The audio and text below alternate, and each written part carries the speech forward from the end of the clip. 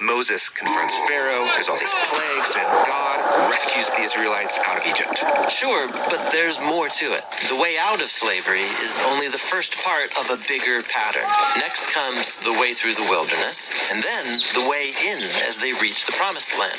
Together, these three parts form a story about the Exodus way. Okay, let's check it out. So, first is the way out of slavery. Right, that's the part everyone knows. Pharaoh is a harsh slave master, grinding the Israelites into the dust of death. So, God sends Moses to confront Pharaoh to let the people go. And as they leave, they come to what seems like an impossible barrier, a flood of waters that are blocking them in.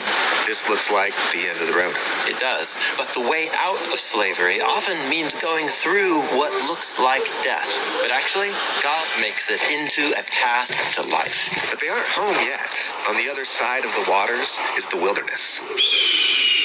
A harsh and dangerous wasteland. And that brings us to the second part of the pattern. God leads them on the way through the wilderness. He provides for Israel's needs. Although, not in the way or timing they would prefer. Totally. The wilderness is where they have to learn to trust God and to live by His word and daily bread, even when things feel impossible and hopeless. And so this leaves the way in. Yes, the way into the promised land, full of goodness, where they can live as free people and spread God's blessing throughout the world. Okay, I see the three parts. The way out, through, and in. But we're not done yet. When Israel gets into the land, this Exodus pattern begins all over again, like a melody on repeat. What do you mean? Well, they constantly find themselves facing new threats of violence and oppression. And to confront these new Pharaoh-like enemies, God raises up new Moses-like leaders to rescue the people and lead them out of slavery and into freedom again.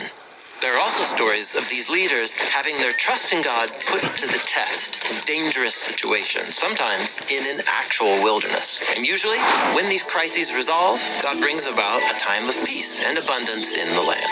So this Exodus pattern of the way out, through, and in, it's woven throughout all of Israel's story. Yes, but things turn tragic. The oppressors turn out to be not just foreign rulers, but Israel's own kings who exploit their own people. So God allows the biggest Pharaoh-like ruler of all, the king of Babylon, to conquer and enslave them. And he takes them out of their land. After all of that, they're back where they started. But even here, Israel's prophets saw the Exodus pattern at work. They announced that there was hope for a new rescuer and a new way out. The prophet Isaiah said that God would come to lead his people on a new highway through the wilderness and bring about a new era of freedom and abundance for Israel